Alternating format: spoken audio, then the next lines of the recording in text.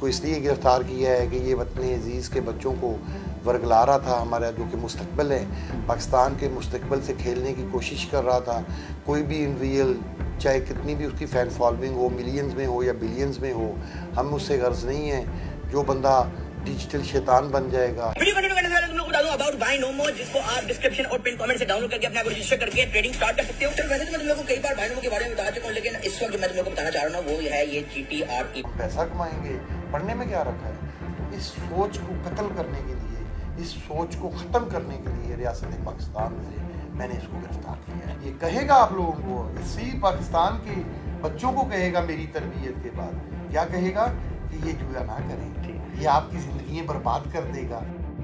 Daily social Pakistan में खुशामदीद। मैं हूं Imran Khan, additional director FIA Lahore. Mohammad Sarfaraz Chaudhry साहब हमारे साथ मौजूद हैं, जो कि अपनी दबंग शख्सियत की वजह से जाने जाते हैं और आजकल दबंग मुकदमात में उन लोगों को पकड़ रहे हैं जो वतन अजीज़ पाकिस्तान में बिगाड़ पैदा करने की कोशिश कर रहे हैं, बच्चों का फ्यूचर तबाह करने की कोशिश कर रहे हैं। सर, बड़ी दबंग कार्रवाई थी, पूरी कौम आपको अप्रिशिएट कर रही है इस पर।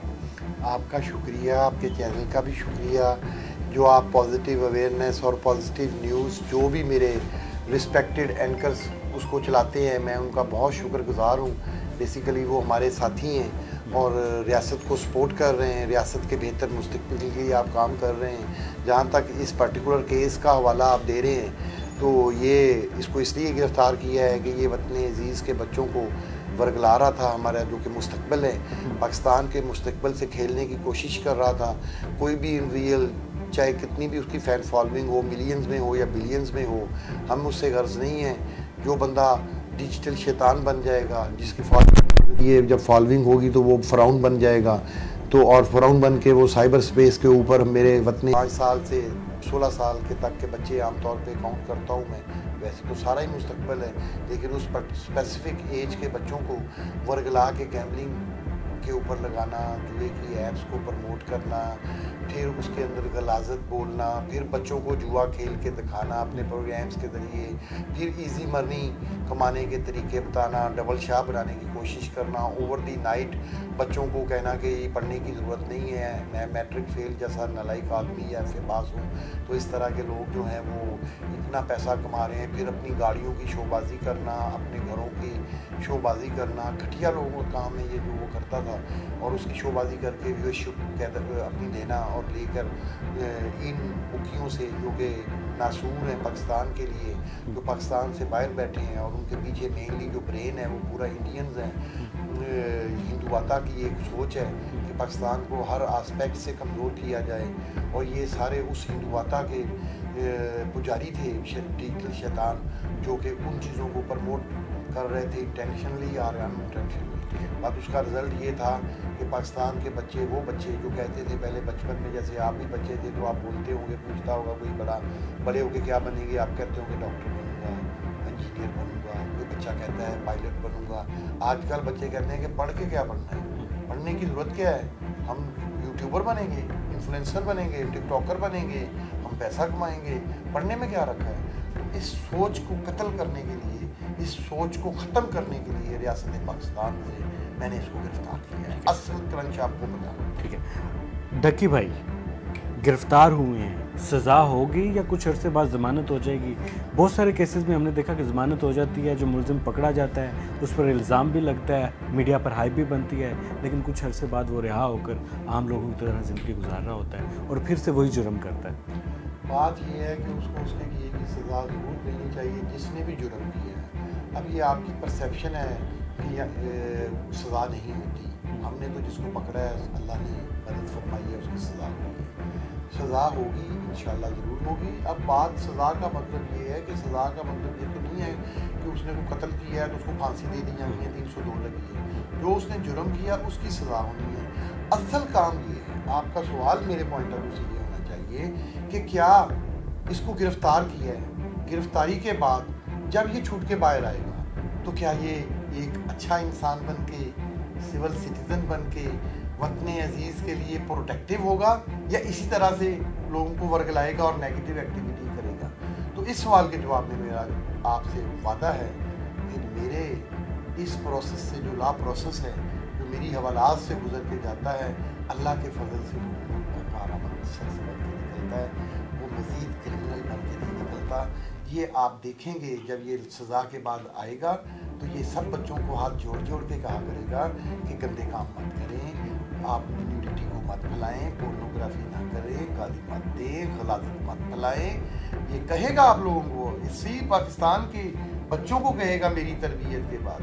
क्या कहेगा कि ये जुआ ना करें, ये आपकी ज़िंदगी बर्बाद कर देगा, ये घरों को उजाड़ देगा, ये आपके बूढ़े माँ बाप की कमाई जो है वो उड़ा देगा और इसका सारा बेनिफिट इंडिया जैसे मुल्क को होगा। और फिर वो राफेल खरीदेगा, फिर वो हमें धमकियाँ देगा, फिर वो हमारे ऊपर अटैक करने की कोशिश करेगा, फिर हमसे मुँह दिखाएगा। आपके बारे में कहा जाता है कि आप दबंग भी हैं और मुहिब वतन भी हैं। इसमें कोई शक नहीं है कि आपकी ज़ुबान से मुहिब हुब्बुल वतनी का जज्बा झलकता है। लेकिन सर, आप जैसे मुहिब वतन, इतने बड़े बड़े ऑफिसर्स होते हुए, स्ट्रॉन्ग अदारे होते हुए, ये ऐप्स पाकिस्तान में काम कैसे कर रही हैं? K1 है, B9 है, इस तरह की बहुत सारी ऐप्स हैं जो वर्किंग कर रही हैं और हमारे बैंक हमारी मुख्तलिफ एप्लीकेशन विदड्रॉ करने के और विदड्रॉल के उसको इजाज़त देती है। ये कैसे मुमकिन है? देखिए, बड़ा खूबसूरत क्वेश्चन है। मैं इसका ऐसे आंसर दूंगा कि आप बैंकें कैसे रोक सकती हैं। बैंक के पास तो कोई ऐसा मुहद्दस अक्सा नहीं है कि वो देखे कि इस नोट पे ऊपर, ये जो नोट मेरे पास कोई जमा करवाने आया है अकाउंट होल्डर, ये ब्लैक मनी है, ये येलो मनी है, ये वाइट मनी है, ये कौन से।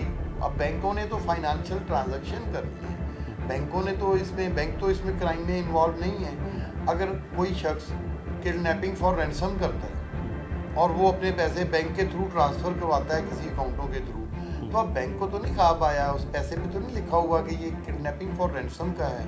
ये तो अदारों ने उसको पकड़ना है जिसने वो लिया है और अदारे इनको पकड़ रहे हैं। सेकंड बात जो आपने कही कि ये जो इतनी ज़्यादा एप्लीकेशंस चल रही हैं वो बहुत इम्पॉर्टेंट चीज़ है। उसके लिए हम बिल्कुल करकरेजी कर रहे हैं, PTA के साथ भी हम मीटिंग्स कर रहे हैं, गुफ्तगू कर रहे हैं कि इनको पाकिस्तान में बैन किया जाएगा। तमाम ऐसी साइट्स की 40+ लिस्ट मैंने जारी की है जो कि हमने रिसर्च के मुताबिक शेयर की है मीडिया वालों से कि ये वो साइट्स हैं जो कि बैटिंग या गैमलिंग ऐप्स को प्रमोट कर रही हैं और ये वो हैं जो कि गैमलिंग ऐप्स चल रही हैं इनकी। तो इनको पाकिस्तान में कम से कम इनिशियल लेवल पे स्टॉप किया जाए, बंद किया जाए। फिर कई लोग क्वेश्चन करते हैं कि जी वो VPN के ज़रिए आ जाएंगे।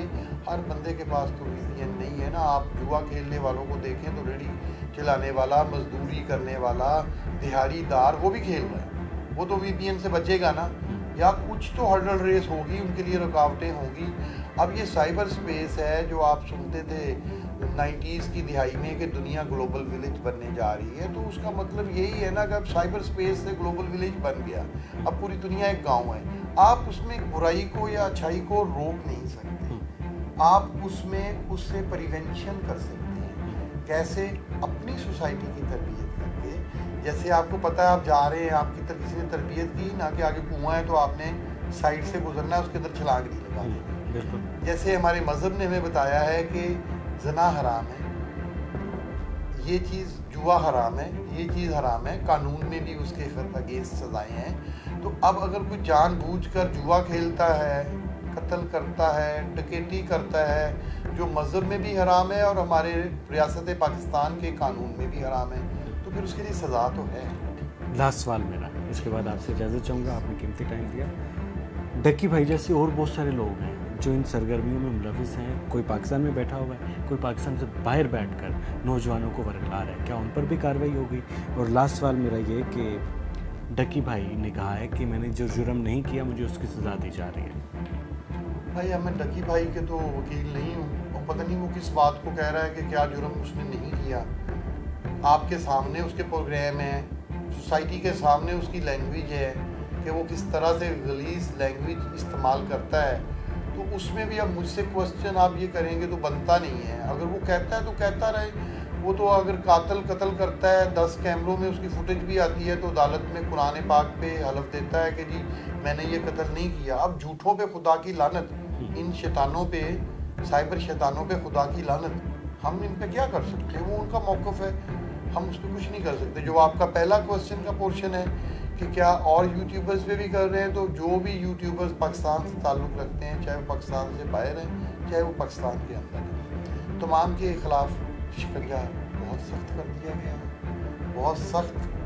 हम इसके लिए ज़ीरो टॉलरेंस है, बिल्कुल कोई माफ़ी नहीं है, सबके खिलाफ कार्रवाई होगी। डकी साहब को कितनी सज़ा मिल सकती है मैक्सिमम, अगर कानून के मुताबिक मिले तो? अब ये बातें मुझे मीडिया पे कहनी इसलिए नहीं चाहिए कि जो जो दफ़ात लगाई हैं उस पर हर दफ़ा के आगे लिखी हुई है कि इसकी इतनी सज़ा इतनी सज़ा है। जज साहब ने देनी है, जज साहब के पास इख्तियार है, वो जब वक्त आएगा तो आपको पता चल जाएगा इंशाल्लाह। सरफराज चौधरी साहब हमारे साथ मौजूद थे, दबंग शख्सियत हैं, इनका पूरा कैरियर अगर उठाकर देख लें तो हुब्बुल वतनी का जज्बा झलकता है और ये हमेशा वो कार्रवाई करते हैं जिससे वतनी अजीज़ के बच्चों का फ्यूचर सिक्योर हो सके। सर आपके टाइम का बेहद शुक्रिया, फिलहाल इजाज़त दी, अल्लाह हाफिज़। थैंक यू सर, जज़ाकल्लाह। नाज़रीन गिरामी, कबल आपसे एक गुजारिश है कि हमारे चैनल को सब्सक्राइब कर लें